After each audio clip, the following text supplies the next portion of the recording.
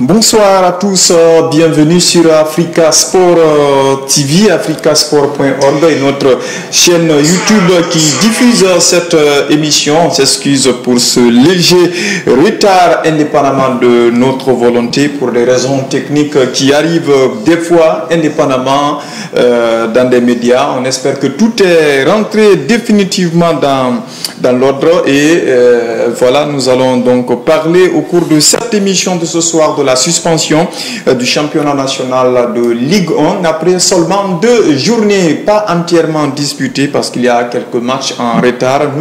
Nous allons donc avoir, si tout va bien, le président de la Ligue guinéenne de football professionnel, le comité de gestion provisoire, Lucien Bendou Guilao, et puis nous vous donnerons les résultats de la 2e journée et le classement donc qui en est sorti.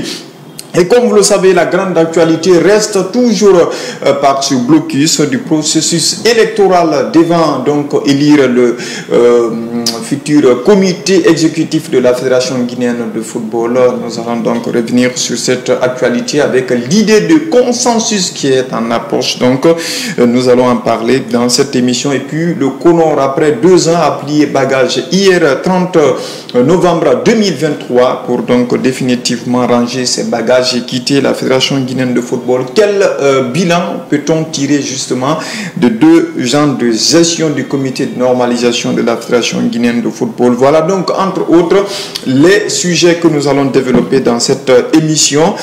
Mes invités normalement devaient être 2 sur ce plateau. Ils étaient tous là, mais il y a un qui a eu des soucis de santé au dernier moment.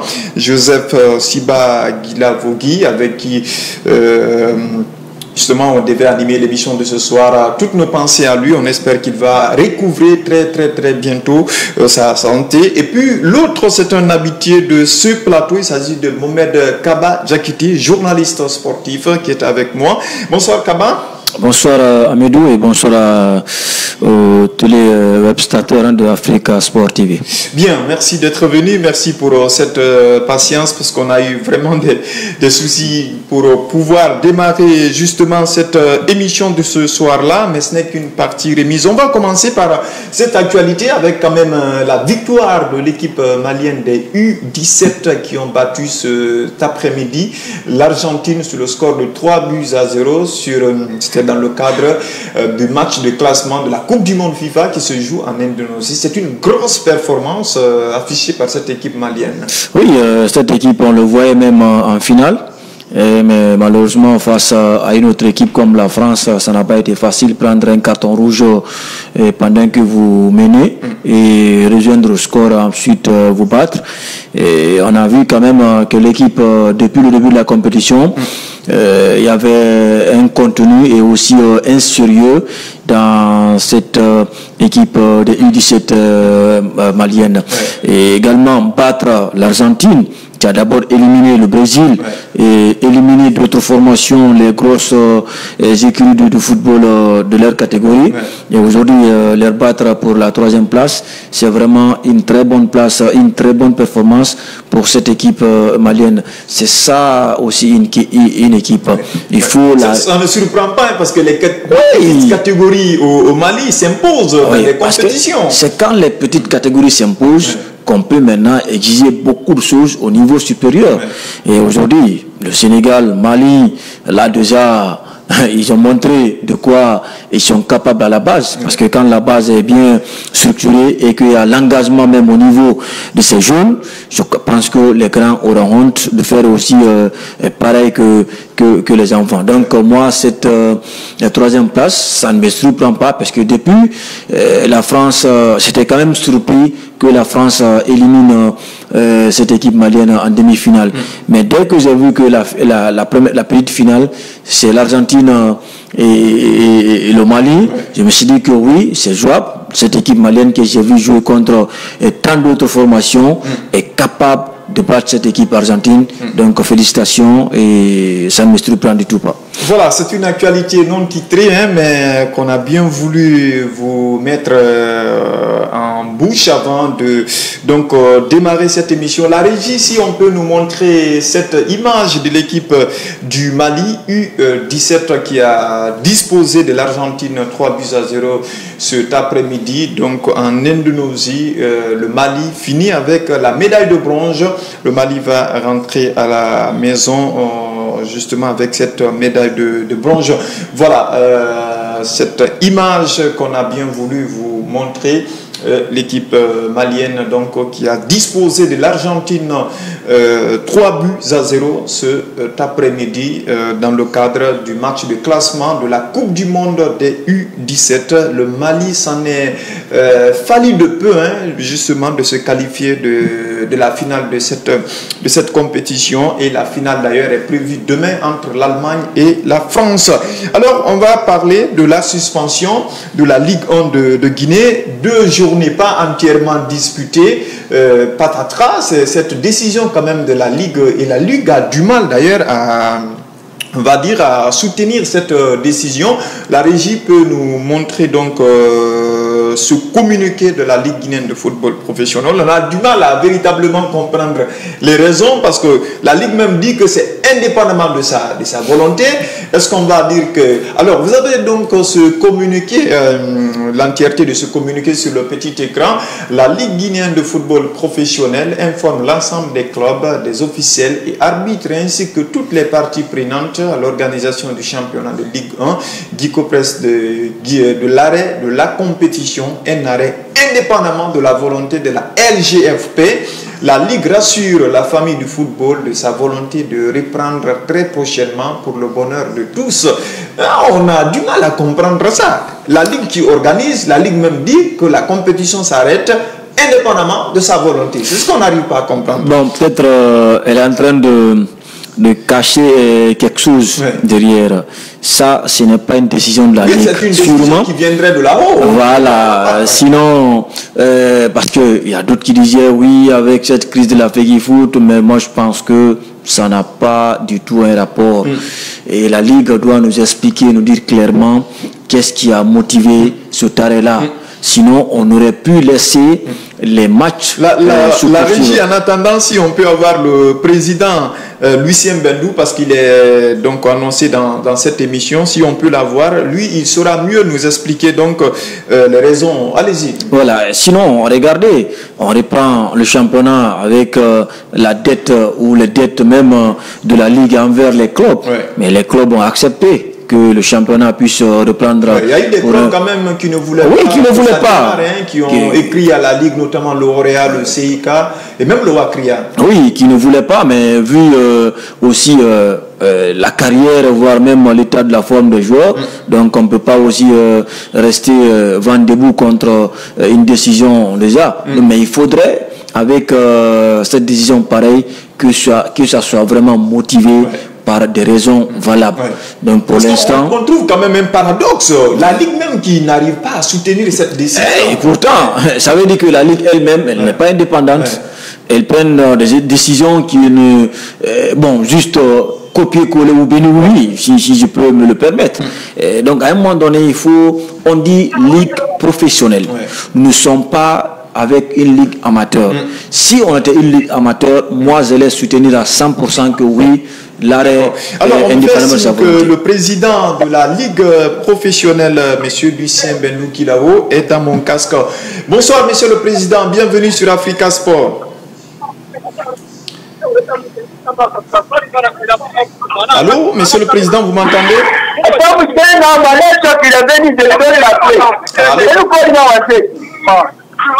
Allô, monsieur le président? Allô? Le président Lucien Bendou Guilao, oui. Et voilà, je crois qu'avec ce carré, ça peut expliquer, même si la Ligue ne veut pas dire. La saison a été lancée sans une préparation préalable. La saison n'est pas bien préparée. Toutes les commodités n'étaient pas... Oui, parce que regardez même le jour du lancement du championnat. avec les affiches, les pancartes qui entourent. Le paradoxe, c'est même que les chèques qu'on a donnés au club, ce sont des chèques sans provision. Sans provision, les 6 clubs, les 3 de Ligue 1 et les 3 de Ligue 2. Et même le jour où le championnat a démarré, les pancartes pour tableau, alors, on va repartir encore sur le terrain avec le président Lucien Bendou Guirawo. Monsieur le Président, bonsoir, bienvenue.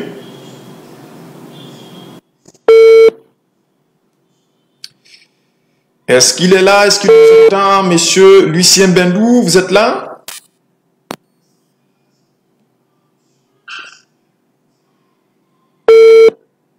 Voilà, on ne l'a toujours pas. Hein. On a dit que toutes les communautés n'étaient pas réunies parce que même les chèques qu'on a donnés au club, il y a Gangan, il y a une source bien informée quand même du côté de Gangan qui a terminé premier de la Ligue 2, que le chèque de 50 millions qu'on a donné au Gangan, c'est sans provision. C'est pour dire que... Et c'est très grave. Hein. Peut-être c'est pour maquiller... Même de la part du club. Comment est-ce qu'on peut accepter de recevoir un chèque sans provision? C'est pourquoi je dis, peut-être Lucien, il va intervenir, il va chercher à se défendre, mais je pense pas si il aura la chance de convaincre l'opinion. Parce qu'avec ce taré-là, c'était prévisible. Beaucoup avaient dit, la Ligue a annoncé l'ouverture de la nouvelle saison, mais c'était pas le moment puisque la Ligue n'était pas prête financièrement et même dans le cadre de l'organisation, la Ligue n'était pas du tout prête. Je dis au-delà même du chèque. Regardez les tableaux de publicité qui étaient aux alentours du terrain. C'est le même jour à 15h et quelques, alors que le coup d'envoi au stade Petit Souris c'était à 16h00. Mais il a fallu attendre au moins 16 heures et quelques pour démarrer la rencontre parce que les tableaux d'affichage n'étaient pas encore finis d'être confectionnés. Donc, il faudrait que la Ligue vraiment nous donne des vrais motifs pour dire oui, c'est à cause de ça que le championnat a été. C'est parce que les dettes que la Ligue doit au club n'ont pas été payées, mais aussi la nouvelle saison. Est-ce que la subvention de la nouvelle saison a été payée? Non, pas du tout. Hein. Non, la nouvelle saison, c'est juste la saison dernière qu'on a soldée, mais pour cette saison... Mais la Ligue a profité de la conférence de presse du directeur Afrique au niveau de la FIFA, qui a parlé des menaces, ainsi de suite, pour dire que, ok, nous aussi on va arrêter, ils diront que c'est la crise à la FEGIFOOT. Et même si on sanctionne la Guinée, on ne le souhaite pas, de ne pas participer à une compétition de la CAF ou de la FIFA, mais le championnat quand même peut se jouer. Ça n'a rien à voir avec la sanction de la CAF ou de la FIFA. Donc il faudrait qu'on fasse beaucoup attention. Même si on va vous critiquer, si vous n'êtes pas prêt à lancer une saison, patientez jusqu'à ce que toutes les commodités soient là pour démarrer le championnat. Le paradoxe aussi qu'on n'arrive pas à comprendre, c'est qu'il y a, je crois, la saison dernière, on a annoncé quand même un gros sponsor qui, en principe, selon ce qui a été dit dans la presse, doit chaque année donner 15 milliards de francs guinéens. Pas tous en argent, il y a aussi des infrastructures qui rentrent en ligne de compte. Mais on ne comprend absolument rien parce que les clubs disent qu'ils n'ont absolument rien reçu comme subvention au compte de cette saison. On espère avoir le président, on va dire Lucien tout à l'heure pour nous dire justement les raisons donc. Alors nous avons le président Lucien avec nous. Monsieur le président, bonsoir. Oui, bonsoir. Alors, le championnat, on va dire suspendu, arrêté, prenez le terme que vous voulez, mais ça ne se joue pas depuis le 28 novembre 2023. Quelles sont les raisons qui motivent cette décision, Monsieur le Président? Bon, les raisons sont liées à la situation du football. Hein. Quelle situation du football, Monsieur le Président? À ce qui se passe en ce moment, qui est très grave et qui impacte le championnat. Normalement, comme vous le savez, le championnat est financé par la FIFA et les sponsors. Et nous avons voulu arrêter par précaution, suspendre par précaution et faire le point avec nos sponsors. Nous ne voulons pas que les clubs entrent dans des dépenses inutiles.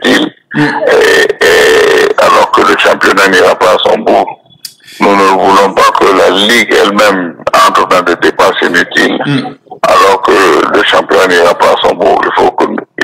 Il faut que nous soyons sûrs et certains que notre championnat ira à son bout et aller. Mais bon, ce qui se passe dans le football ne motive aucun sponsor à continuer à mettre de l'argent dans notre football.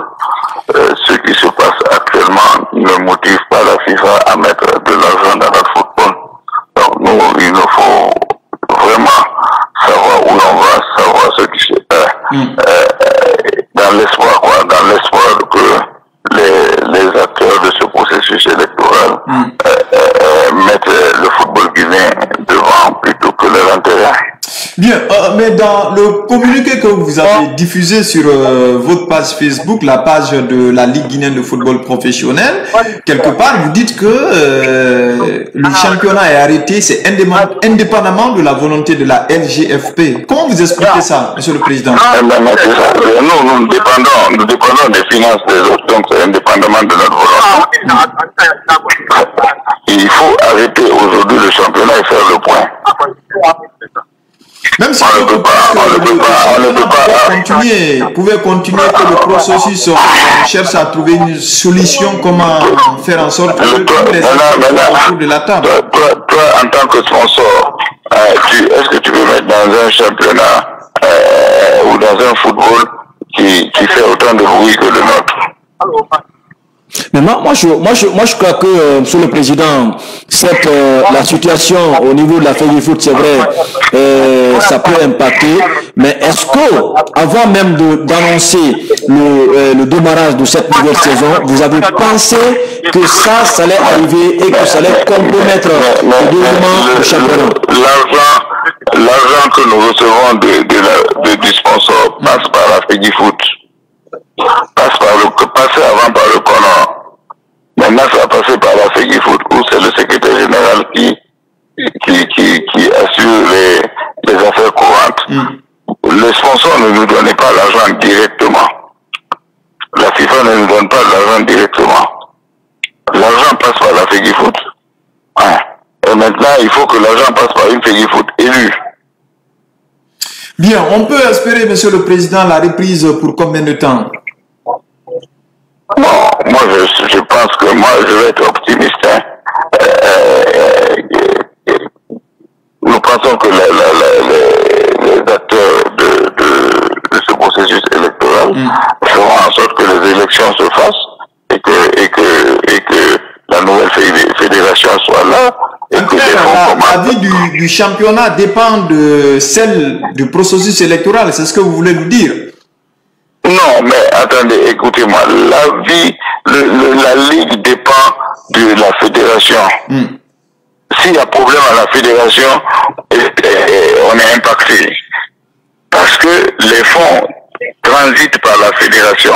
Ça, il faut le comprendre. Si les fonds transitaient dans notre compte directement, on aurait fait le championnat sans problème. Tiens. Mais le compte de la Ligue... La Ligue dépend de la fédération. La Ligue est assujettie à la fédération. C'est la fédération qui nomme le président de la Ligue et son bureau. Bien. Et maintenant, ceux qui mettent de l'argent disent on a besoin que ça soit normal. On a besoin de normaliser, que le bureau élu commence à fonctionner. Voilà. Bien, Monsieur le Président. Alors, peut-être dernière question. Peut-être si vous avez un appel à lancer aux acteurs du football guinéen afin qu'ils se retrouvent autour de la table, discuter et trouver un terrain d'entente entre eux. Moi, je ne sais pas ce que vous appelez terrain d'entente. Le terrain d'entente, c'était après les statuts qu'il fallait trouver un terrain d'entente et pour aller ensemble vers une liste consensuelle. C'est ce que moi j'ai demandé il y a déjà très longtemps. Maintenant, à partir de l'instant où on a préféré privilégier les élections, c'est-à-dire les statuts, c'est-à-dire les textes, il faut les appliquer. D'accord. Il faut appliquer les textes, c'est tout. Merci, Monsieur le Président, pour cette disponibilité pour une énième fois. Merci. C'est moi qui vous remercie. Voilà, le président Lucien Guiraud qu'on avait au téléphone, Kaba Diakité, vous l'avez écouté. En résumé, s'il n'y a pas d'élection, il n'y a pas de championnat. C'est ce qu'on peut donc retenir de la communication de Lucien. Oui, seulement il n'est pas trop convaincant. Ouais. Et parce que certes, s'il arrive à mettre les deux ensemble, c'est dire que ils n'ont pas pensé ou ils n'ont pas étudié tous les aspects ou les enjeux de cette élection-là. Sinon, le championnat a démarré. Parce que eux, ils sont venus dans cette crise-là. Oui. Et puis, le nouvel exercice a démarré dans cette crise. Il fallait prévoir tous ces petits détails. Sinon, si c'est lié, on aurait dit d'abord demander au club d'attendre après le 25. Maintenant, démarrer la nouvelle saison ou accepter même la demande des clubs, mais on ne peut pas démarrer. C'est comme si les clubs avaient vu c'est l'avenir. Là, je pense qu'il doit revoir un peu. On va donc évoluer dans cette émission. On va vous montrer les résultats de la deuxième journée donc de ce championnat-là. La deuxième journée, moins un match parce que le match de Sor Academy a été donc reporté. L'AS Kaloum a fait nul face à la Renaissance FC. Le CI Kamsar s'est imposé 2-0 face à l'Ashanti Golden Boys de Sigiri. Le Louba a été dominé 0-3 par l'ASM Sangaredi. Le Avia, le champion sortant donc, s'est imposé à domicile lui aussi 3-1 face au FC Séquence. Le Wakria a gagné face au Milo FC de Cancan. La Flamme Olympique s'est imposée face au Oroya de Conakry. Et puis l'Académie sort. Le match Sor Académie et Gangan FC a été reporté puisque Sor joue la phase de poule de la Coupe de la Confédération africaine de football. La régie va nous montrer également le classement issu de ces deux journées de compétition. On va voir un classement pour le moment dominé par le club industriel de Kamsar qui est en tête avec 6 points. Même nombre de points pour le champion sortant, le Afia de Conakry. 6 points également, 2 victoires en 2 sorties. Sangaredi totalise donc 4 points, 1 victoire, 1 match nul. Et puis la Flamme Olympique occupe la 4e place. Le Wakria occupe la 5e place, mais normalement qui doit remonter puisque il a gagné ce match en retard de la première journée face à l'Ashanti Golden Boy de Sigiri. Et puis le Louba occupe la 6e place à 3 points. 7e AS Kaloum, 2 sorties, 2 matchs nuls seulement à domicile. Et puis l'équipe de la Renaissance Football Club 2 points lui aussi. Le FC Séquence 0 points mais qui a un match en moins. Et puis le Oroya, le vice-champion qui ne se retrouve pas des sorties, 2 défaites. Le Gangan promu cette saison, un match joué, perdu, 0 points. Il a un match en moins également. L'Ashanti Golden Boy de Sigiri. Le Milo et puis l'Académie Sor qui n'a pas joué pour le moment un seul match, occupe la 14e et dernière place avec 0 points. Kaba Diakité, il y a tellement de flops, même le vice-champion sortant, le Oroya qui ne se retrouve pas, l'association sportive du Kaloum malgré le changement d'entraîneur et puis la présentation d'un nouvel organigramme du club avec un nouveau bureau exécutif qui arrive. L'AS Kaloum ne se retrouve toujours pas dans ce début de l'exercice. Mais surtout, moi, j'ai suivi le dernier match de l'AS Kaloum. Et certes, oui, avec tout ce qui a été annoncé, l'organigramme, le nouveau coach, et puis jusque-là, le club n'arrive pas à donner les 3 premiers points au club. C'est un peu dommage, mais il faut quand même dire qu'il y a peut-être un contenu qui est là. Il y a un contenu dans le jeu. Ce qui manque, ce qui manque, c'est d'abord manque de concentration au niveau de la défense, mais aussi trop de maladresse au niveau de l'attaque de l'AS Kaloum. Sinon, le milieu, ça fonctionne très bien. Contre la Renaissance, l'AS Kaloum a raté pas mal d'occasions et le défenseur de cette formation, le Kaloumiste, un ballon qui vient mettre en touche ou en corner, dit de couvrir, l'attaquant le chip le ballon, il met le ballon entre le poteau et le gardien, ça a peiné vraiment le club. Il a fallu que le coach avec toute l'espérance qu'il a, pour faire des changements en seconde partie. Le défenseur qui fauchait, le remplacer, également certains éléments au milieu et puis l'attaque, et ça a donné fruit. l'AS Kaloma égalisé. Donc il faudrait que la prochaine, si le championnat arrive à reprendre ses droits, que le coach et puis tout le staff il travaille. Sinon c'est pas mal quand même. Il y a le contenu qui est là, mais c'est juste au niveau de la défense et l'attaque où la concentration n'y est pas pour l'instant. Il y a le Orea qui fait partie des flops, le Milo de Cancan, 2 sorties, 2 défaites avec son nouvel entraîneur Ismaël Kaba. Oui, Ismaël n'est pas en train de bien démarrer dans le on va dire dans Nabaya, parce que le prochain match, si le championnat reprend, ça va être le Afia de Conakry qui pète la forme actuellement. Oui, vous savez, le mal pour Ismaël, il a démarré le championnat avec 2 clubs qui ont vraiment bien cravassé dur avant l'ouverture de championnat. Je sais de quoi je parle avec CIK, l'équipe scolaire, on était là-bas, on a joué contre cette équipe. Et le coach a mis un système en place dans le jeu. Les joueurs eux-mêmes, ils ont compris que le système-là ne pouvait pas leur permettre de gagner contre les enfants. Les joueurs, ils se sont retrouvés sur le champ, ils ont changé de chemin et ils ont pu vraiment mettre la présence sur les enfants, ils ont gagné. J'ai dit que cette équipe-là, cette saison, ça va vraiment... l'équipe va casser beaucoup. Et donc Ismaël, moi je dis pas que ça ne réussit pas pour l'instant, mais quand vous tombez sur l'adversaire qui est beaucoup plus préparé que vous, ça devient compliqué de l'écarter sur votre chemin. Et Wakria, on a vu, Wakria a commencé à avancer comme ça. Et Wakria vraiment, aujourd'hui avec le nouvel entraîneur et le nouveau staff, je pense techniquement, tactiquement, tout est là pour ne pas aussi démarrer comme la saison dernière. Et vous savez, l'année dernière, ces 2 clubs ont mal démarré, les clubs même de Kakandé ont mal démarré, et cette saison, ils ont dit, cette fois-ci, ça ne serait pas le cas. En tout cas, ils ont gagné les 2 premiers matchs. Les 2 premiers matchs. Wakria a gagné les 2 premiers matchs, le CIK a gagné les 2 premiers matchs. Donc, c'est pour lui qu'il y a eu un travail qui a été fait en amont. Bon, on n'oublie pas aussi l'AS Minot. Sangaredi aussi, Sangaredi. Une victoire et un match nul. Oui, donc 4 points sur 6, c'est quand même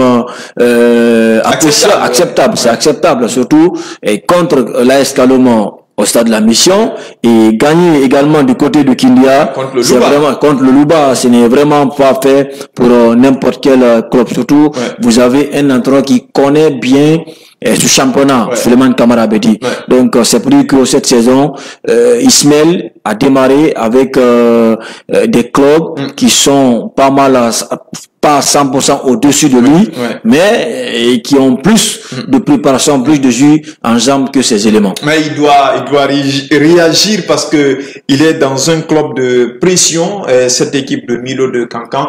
On espère qu'il va pouvoir justement se retrouver. Oui, le cas du Orea, ça fait quand même mal, surtout un club qui a été à la base de sauver. Oui, c'est la période.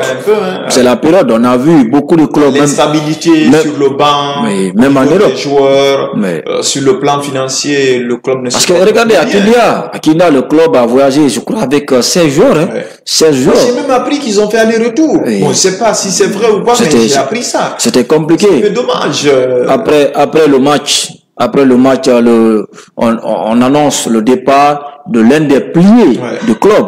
Ça fait mal, mais c'est aussi la réalité du football. Aujourd'hui, vous pouvez être au top.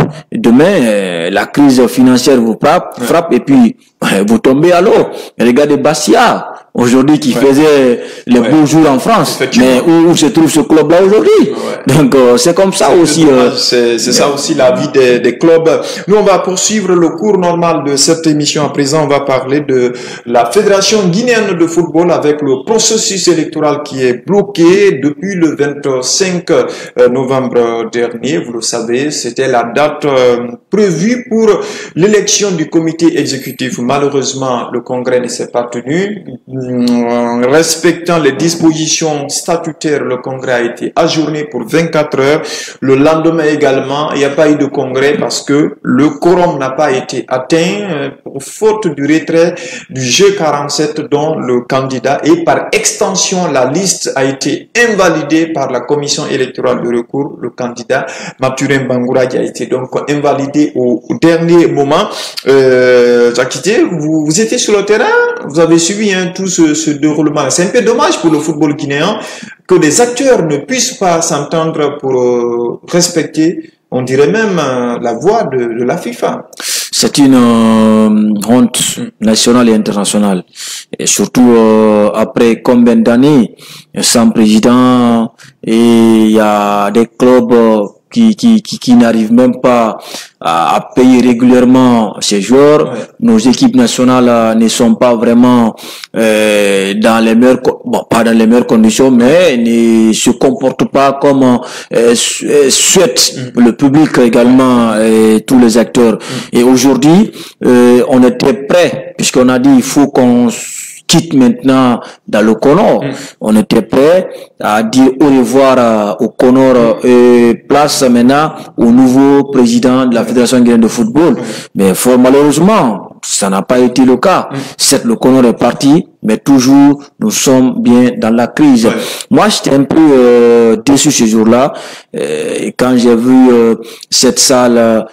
Vraiment, il y a quelques candidats qui sont là et d'autres membres statutaires ne sont pas encore présents parce que il y a eu invalidation de la candidature d'un candidat d'une tête de liste.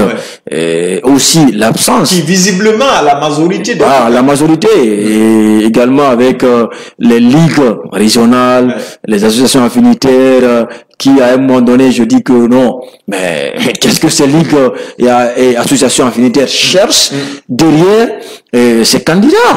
Parce que ce n'est pas les clubs qui gèrent les ligues, ce n'est pas les clubs qui gèrent les associations affinitaires, où il y a les médecins, où il y a les arbitres, où il y a les anciens internationaux, mais on aurait dû quand même, je peux comprendre la position des clubs, mais la ligue, les associations affinitaires, c'est un peu compliqué. Il faudrait que les partis essayent un peu vraiment revoir qu'on puisse quitter dans le clanisme, qu'on se retrouve. C'est ce qui est dommageable aujourd'hui, on va dire, ce partage qui se fait aujourd'hui, ce clanisme-là, comme vous l'avez dit. Vous avez le collectif, vous avez le G47. Et moi, je n'ai jamais... Ça ne devrait pas quand même exister dans le milieu du football, parce que le football réunit, le football unifie, le football rassemble. Je n'ai jamais aimé cette candidature par liste. Moi, je l'ai toujours dit, ça va créer des problèmes. C'est un pion, c'est un piège pour les membres statutaires et notamment G47. Puisque quand on dit que votre candidat, votre tête de liste, sa candidature est invalidée, c'est toute la liste qui tombe à l'eau. Et dès que la liste tombe à l'eau, ça devient un problème. Parce que un camp maintenant dira que non, nous n'irons pas à ce congrès, et parce que notre tête de liste, notre liste est tombée. Et déjà, avec ces listes, regardez, chaque président, chaque tête de liste a déjà promis des postes aux membres. Et aujourd'hui, et voilà, maintenant on dit que la liste là ne sera plus valable. Est-ce que l'autre camp va venir voter? Mais non, il ne va pas accepter.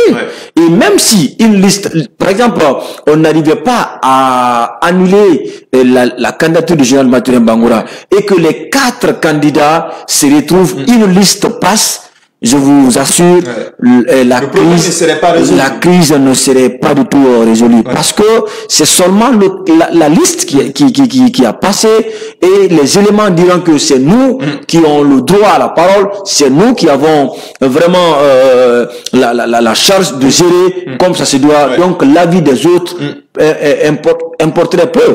Donc il faudrait qu'on arrive un peu à mettre fin à ça. Que même s'il faut 15 candidats ou 20 candidats, mais que chacun postule et qu'il y ait, oui, individuellement. La possibilité est verrouillée aujourd'hui par les statuts. Mais il faudrait qu'on essaie de revoir un peu, qu'on adopte les statuts en fonction de la réalité de notre propre, de nos propres réalités. Il faudrait pas qu'on adopte des statuts qui copier-coller des réalités du pays. Ça joue. L'exemple est là, la France avec le cas de Noël grec. Mais la FIFA ne s'est pas impliquée. L'UEFA ne s'est pas impliquée. Mais le ministère des Sports même s'est impliqué et le président il a démissionné. Mais chez nous, quand on dit de le faire, ça devient un problème. Bien. Alors, il y a eu ce blocus-là. C'était en présence quand même des représentants de la FIFA et de la CAF. Et puis le lendemain, il y a le directeur Afrique des associations, de la division des associations de la FIFA pour l'Afrique qui est arrivé, qui a tenu lui aussi un langage diplomatique sur fond de menace, parce que quand vous l'écoutez, la Guinée est maître de son destin. C'est à la Guinée de décider quelle catégorie de fédération elle veut appartenir, quelle catégorie de pays elle veut ressembler. Ça, c'est sur fond de menace. C'est quelqu'un de la FIFA qui nous parle de cette façon. Ça veut dire que s'il n'y a pas d'entente, des prochains jours vont être quand même chauds pour le football guinéen. Vous savez, Amidou, c'est un langage purement diplomatique. C'est comme en politique. Et tu es président d'un État, je suis président d'un autre État, on n'est pas d'accord, mais devant le public, on se serre la main, on sourit, les gens disent que oui, ils sont d'accord. Mais à l'interne, ce n'est pas ça. C'est un langage purement diplomatique. Il a mis la Guinée devant la scène, devant les faits. Mais devant ses responsabilités. Devant ses responsabilités. Mais en réalité, c'est la FIFA qui est derrière, qui coordonne tout. Et lui, il est envoyé spécial, si je peux me le permettre. Il peut pas dire directement, oui, la FIFA doit faire ceci, doit faire cela. Il faut mettre les acteurs eux-mêmes face à leur propre responsabilité. Par après, s'ils continuent, et les sanctions tombent. Et c'est un langage purement diplomatique. Menacer, dire oui. Et moi, je pense, à un moment donné, il peut avoir raison. Parce que si vous regardez aujourd'hui, le financement du football guinéen, en grande partie, ça vient de la FIFA. Ça vient de la FIFA, l'académie de la Fédération guinéenne de football, mais c'est un financement de la FIFA. Le football féminin, ainsi de suite, tout ça là. Et aujourd'hui, se retrouver face à une situation et espérer publiquement que la FIFA va trancher sur d'un coup, elle ne le fera pas pour l'instant. D'abord, elle va toujours nous donner la chance. Par exemple, regardez, aujourd'hui on parle de suspension du Congrès. Sinon, en termes selon ce que le statut dit, deux fois et qu'il n'y a pas d'entente, mais c'est complètement, on annule. Effectivement. On annule. Mais aujourd'hui, on est en train de maquiller l'annulation pour dire que c'est suspendu. On est en train de partir vers une idée de consensus. Il y a du mal à passer dans les gorges. Mais est-ce que pour vous, il y a une possibilité, parce que dès lors qu'on a engagé la procédure de candidature, est-ce que cette idée de consensus aujourd'hui qui serait proposée par le ministère des Sports à Printemps, est-ce que vous pensez que c'est une solution pour sortir de cette crise-là, ou bien juste une façon de maquiller les choses pour passer? C'est tape à l'œil. Ça, on peut plus appeler ça consensus. On parle de consensus, c'est quand déjà au début de processus, on a vu déjà l'intention de chaque candidat. C'était en ce moment-là qu'on allait chercher à rapprocher les partis pour parler de consensus, comme fut le cas de la CAF, parce qu'il y avait Senghor du Sénégal, Mauritanie. On peut quand même annuler une élection. Non, là ici, pour l'instant, la seule possibilité pour ceux qui veulent le consensus, c'est de mettre en place un comité mixte et à lieu place de Conor pour gérer pour l'instant les affaires courantes et voire annuler complètement si on n'arrive pas vraiment à s'entendre processus électoral, parce que déjà le mandat de Conor a expiré depuis hier. Conor a plié bagage. La dame avait dit le samedi, le premier jour où le congrès devait se tenir, son discours, je t'assure, c'était c'était émouvant, c'était vraiment touchant. Ouais. Certes, tout le monde n'est pas d'accord de sa gestion, mais elle a parlé des paramètres et moi, je la rejoins. Et elle dit que, quel que soit que le congrès ait lieu ou pas, elle, le 30 de ce mois, qu'elle va prendre ses bagages et quitter la fédération. Ouais. Et elle l'a fait, hein. Elle l'a fait. Et moi, j'ai aimé. Parce qu'on ne peut pas demander les acteurs de s'unir et on laisse l'intérêt collectif pour se camper sur un intérêt individuel pour ne pas, au fait, s'entendre. Regarde les deux candidats potentiels, mais c'est des frères. C'est des frères d'une même région. Les deux autres candidats, moi je les considère pas. Il faut les considérer. Le vrai combat. Minimiser personne. Je suis d'accord. Voilà. En ce sens, le vainqueur peut vous surprendre. Non, je suis d'accord. En ce sens, c'est un processus électoral, on ne peut pas sous-estimer. Mais si nous partons vraiment de la logique, le combat existe entre deux. Et ils sont les frères. Et Bouba Sampi, c'est les deux, le congrès, c'est entre les deux. Et même quand l'année dernière où il y a eu cette histoire de refus des clubs, notamment CIK, Wakria, de reprendre le championnat parce que Matouna a été révoqué, la ligue a été révoquée, et Bouba Sampi a joué un grand rôle. Il allait vers son frère, c'est son grand frère, il allait vers lui. Et il a cherché à obtempérer. En ce moment, ils étaient d'accord. Mais vous savez, souvent, la quête du pouvoir divise souvent les hommes. Parce qu'il y a l'intérêt. Mais au-delà même de la quête du pouvoir, les éléments qui les entourent, avec cette histoire de candidature par liste, tu as promis des éléments. On va faire ceci, on va faire cela. Maintenant, on dit, les 4 candidats vont se réunir, on va donner le poste de président à Bouba ou à Kabou. Ça, avec cette idée de consensus. Non, ce n'est plus consensus. Et vous savez, souvent, les compromis, ça crée des problèmes. Le premier texte qui a été élaboré et rejeté par la majorité, c'était pas sur consensus. Mais le deuxième texte, c'est sur consensus que les acteurs, les membres statutaires ont accepté. Ont adopté à l'unanimité. Et ça pose problème. Donc il faudrait à un moment donné, même si la loi, ça fait mal qu'on applique la loi. Parce que le compromis, c'est un groupe de personnes qui se réunissent pour dire, ok, moi je pardonne. C'est quand on estime que les intérêts, chacun peut avoir ses intérêts dedans. À un moment donné, on accepte, mais à un moment donné, dès que l'intérêt de quelqu'un est menacé, il cherche à crier. Déjà. Parce que ça, ce qui se passe là est loin de connaître vraiment son épilogue. Bien, il n'y a pas de transition. On va attaquer le dernier point de cette émission. Il s'agit donc du départ du comité de normalisation à la tête de la Fédération guinéenne de football.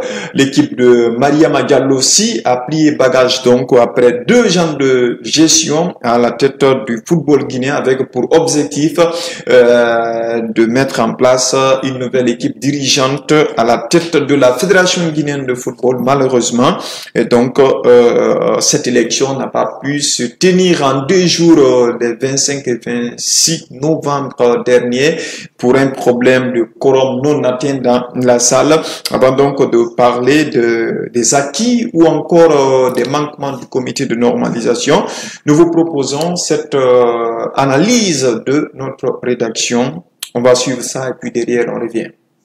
2 ans durant, le comité de normalisation version Mariama Diallo a dirigé la Fédération guinéenne de football. Il avait pour mission d'assurer les affaires courantes, toiletter si possible les statuts et d'organiser les élections devant aboutir à la mise en place d'un nouveau comité exécutif à la tête de l'instance suprême du football guinéen. Le CODOR, dont le mandat prend fin ce 30 novembre 2023, s'en va. En tout cas, les représentants de la FIFA qui sont venus ces derniers moments en Guinée ont donné l'impression que l'équipe de Mariama Diallo n'aura plus de prolongation. Sur les missions qui ont été assignées au CONOR, peut-on dire que tout n'est pas rose, mais tout n'est pas non plus noir. Sur le plan de gestion des affaires courantes, faut-il dire que les instances ont continué à échanger les courriers avec la Guinée via la Fédération guinéenne de football sur la gouvernance du CONOR. Toutes les équipes nationales ont participé aux compétitions de leur catégorie, sauf celle dont le retrait aux Jeux de la francophonie en RDC avait été décidé par le département des sports.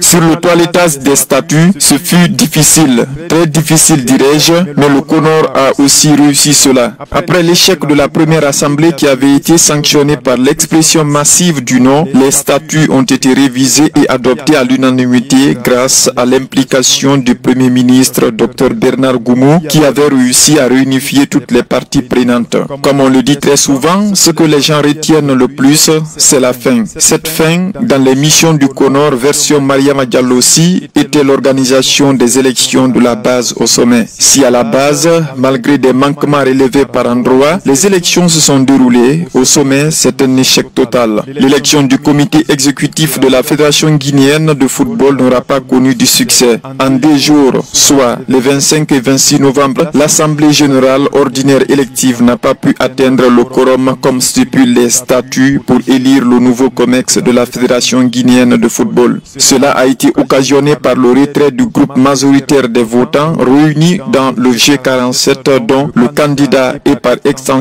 la liste a été invalidée par la commission électorale de recours à 72 heures du Congrès. La commission électorale de recours accuse la tête de liste du G47 Mathieu Mbangura d'avoir violé le code d'éthique de la Fédération guinéenne de football. Une décision qui n'a pas respecté le délai du jour ouvrable comme indiqué dans les statuts a fait foirer tout le processus électoral. À date, reste à savoir quel sera le sort de la Guinée au niveau de la FIFA dont le directeur régional Afrique a laissé entendre cette semaine à Conakry lors d'une conférence de presse que l'instance mondiale de football donnera sa position sur la crise guinéenne dans les 72 heures qui suivent.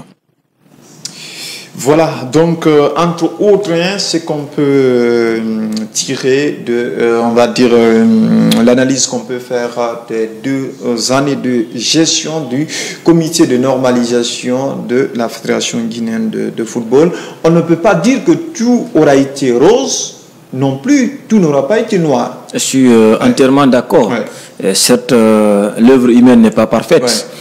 Il se peut qu'il y a des manquements, mais aussi il y a vraiment des choses à quoi on peut apprécier. Il y a beaucoup d'améliorations. Beaucoup même. Sur le plan professionnel, là on n'a rien à reprocher au CONOR. Certes, la seule chose que moi je peux dire qui arrive un peu à remettre beaucoup de choses... À noircir le bilan. Le bilan du CONOR, c'est le fait que le CONOR n'a pas réussi à fédérer tous les acteurs. Là, ça pose problème. Certes, la position du CONOR ou la vision n'était pas du tout appréciée d'un camp et l'autre camp c'était aussi apprécié. Là, ça posait problème. À un moment donné, on disait même que le CONOR a un candidat et le CONOR veut forcément imposer un candidat. Et ça a posé problème. Sinon, regardez le premier texte qui a été élaboré. Peut-être j'ai pas eu le temps de parcourir tout, mais ce que j'ai parcouru, je me suis dit que c'est l'un des meilleurs textes pour notre football et qui a été finalement rejeté. Et le second, on a vu, suite à l'implication de PM, ça a été accepté à l'unanimité. Et donc, à ce niveau, parce que vous savez, quand on est